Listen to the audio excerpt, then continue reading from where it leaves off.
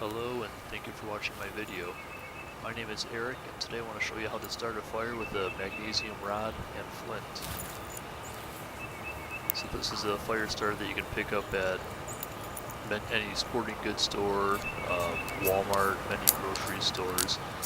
Very simple. All that you do is use the blade to flake off some magnesium, then use the flint to start a fire. But before we go ahead and start a fire, a very important thing is to have plenty of kindling ready, because once it lights, if you let it go out, it could take a very long time to get a flame to light again.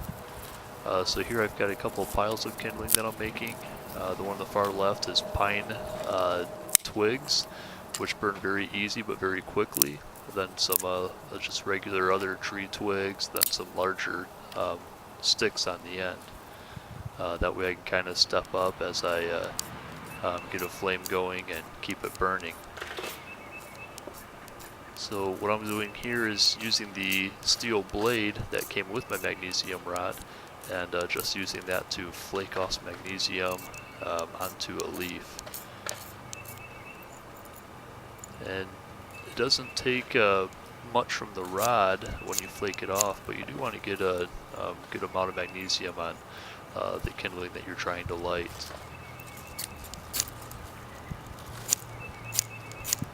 So I think these first couple little flames you saw, there was not even the magnesium catching, it was just sparks from the flint.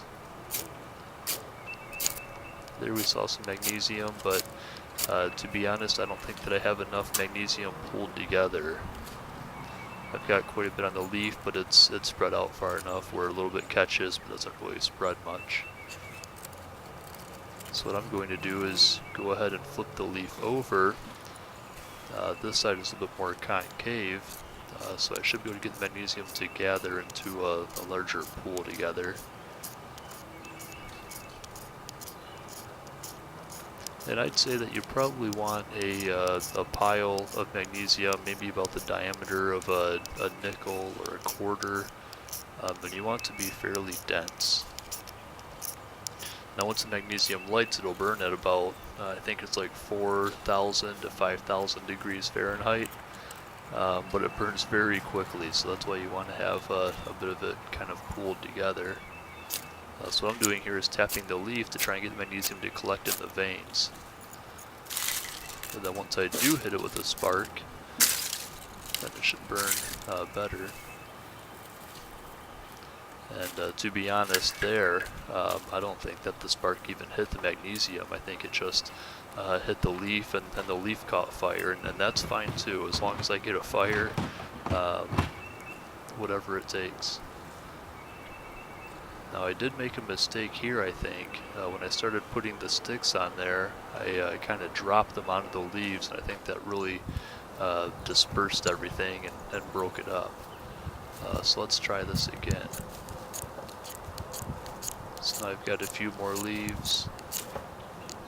I'm going to flake the magnesium into a leaf on the end here that has kind of a pit in it.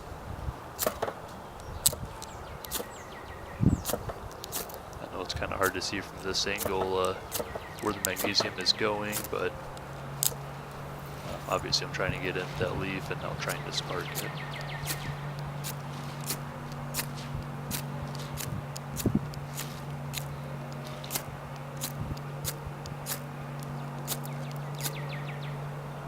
So sometimes this takes a little bit of time and you need to have patience, but if you keep at it, eventually I've always gotten a flame. Sometimes it takes 5 minutes, sometimes 10 minutes, but I'll tell you what, if you're depending on getting a fire and all it takes is 5 minutes or 10 minutes, that's really not terrible.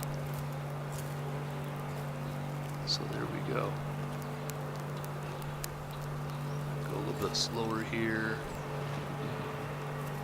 I'll lay a stick on there more gently so it can catch without spreading out the leaf that was burning.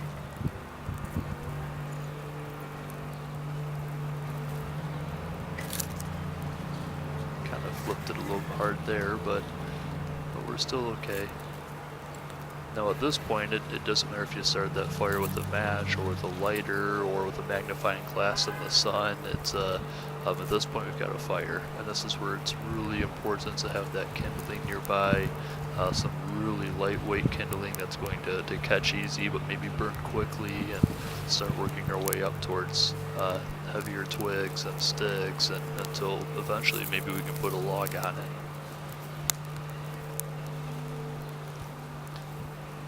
Now you might be asking why use a magnesium rod. That looked like a lot of work using the flint and the magnesium. And it is quite a bit of work, but again, it only takes maybe 5 minutes or 10 minutes once you have some kindling gathered. But the real important reason that it's good to know how to use magnesium rod is because if you're a hiker, if you like being outdoors, you know, maybe you're canoeing, maybe you get caught in a rainstorm, for some reason your pack gets wet. If you're only carrying matches or carrying you know, like a Bic lighter, once those get wet, they're pretty much completely useless. Whereas magnesium and a flint will work no matter how cold it is, no matter how wet it gets. It's the most robust to its environment.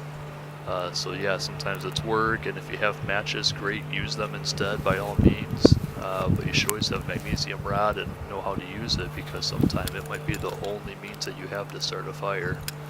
So it's good to practice.